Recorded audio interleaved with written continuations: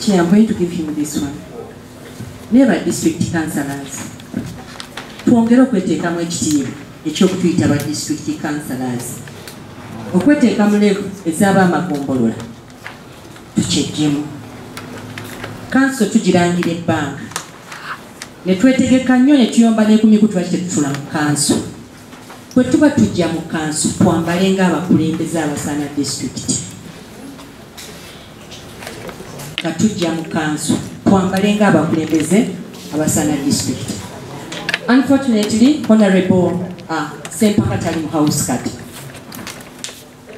Much as tuli mu partisan politics, aba NUP ne mujja n'obukofiira mu council kiraga nti muwagira nnyo.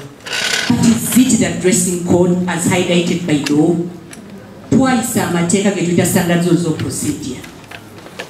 We agreed on a decent dressing. Is it what we are practicing? Is it what we are doing? Next council. Tujitegeyo lifrip yomwajje nga yambadde ng'ekibiina kino kimugamba. Mulabe council bw'enaafaanana. Much as tuli mu partisan politics, ne bwe tuba tuzze mu August House eno okusalawo ku lwa district ya Mukono. Let's dress as honorables.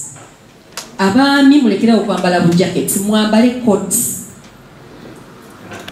Mwambale ebintu ebituweesa ekitiibwa. Abakyala twefubyeko.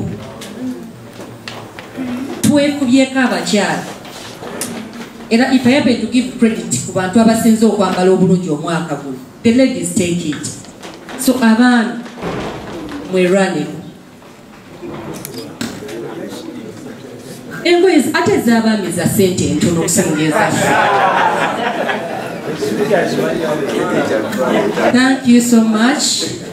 Ekyo ndowooza mukitute mu mutima muki? Mutima mulungi. And we are a district council, but tuteewa ekitiibwa nga district. Teri agenda kituwa nga district.